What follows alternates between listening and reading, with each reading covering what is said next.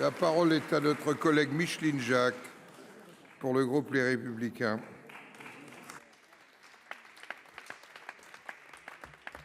Ma question s'adresse à Monsieur le ministre de l'Intérieur. Monsieur le ministre, dimanche dernier, la Martinique a été secouée par une fusillade d'une violence inouïe. 3 morts, 45 douilles retrouvées sur les lieux. Elle vient s'ajouter à une trop longue liste de chiffres vertigineux de la violence dans les outre-mer du bassin caribéen. Une fusillade à Saint-Martin la semaine dernière a fait 1 mort et 1 blessé grave. Un motard tué par balle en Guadeloupe le mois dernier.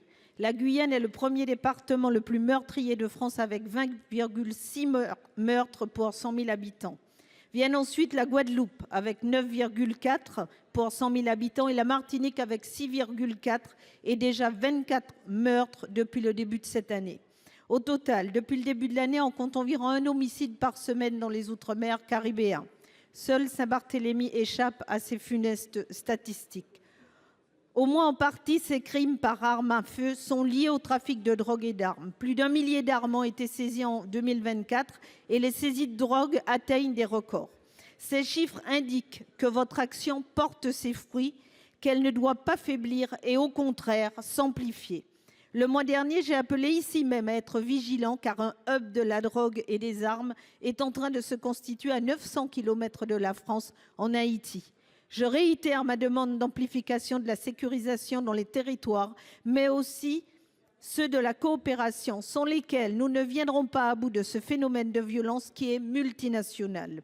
Monsieur le ministre, de quels moyens disposez-vous et quelles mesures avez-vous prises pour empêcher la circulation d'armes illégales dans les outre-mer caribéens et d'une manière générale dans les outre-mer? Pour vous répondre, la parole est au ministre d'État, ministre de l'Intérieur, Monsieur Retailleau. Monsieur le Président, Mesdames, Messieurs les sénateurs, Madame la sénatrice Micheline Jacques, Madame la Présidente de la délégation aux Outre-mer, même constat bien sûr, la cause racine de cette ultra-violence, c'est le narcotrafic, mais plus généralement la criminalité organisée, qui confond à la fois la drogue, mais aussi les armes. Cette zone est une zone très sensible parce qu'elle est sur la route, en réalité, de la drogue, de ce trafic d'armes.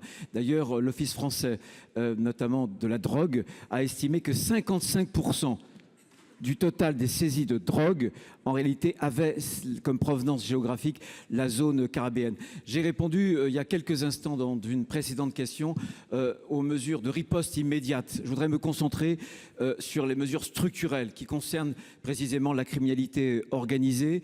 Je l'ai indiqué, j'ai demandé au directeur général de la police nationale d'aller en mission dans la zone. Il y est allé il y a 15 jours. Il va me rendre un rapport avec un certain nombre de mesures. Sans attendre, nous avons augmenté les moyens de la lutte maritime avec 140 gendarmes de plus affectés au trait de côte, 3 bateaux de plus, un drone qui sera un drone longue portée, 2 radars qui seront des radars de bonne définition au niveau de l'aéroport. Dès ce week-end, 100% de contrôle sur l'ensemble notamment des passagers pour détecter les mules. Et puis dans quelques jours, un scanner mobile qui sera positionné sur le grand port maritime. Ça n'est pas suffisant, nous ferons autre chose. Simplement, ce matin, nous venons d'inaugurer l'EMCO, qui est l'état-major contre la criminalité organisée.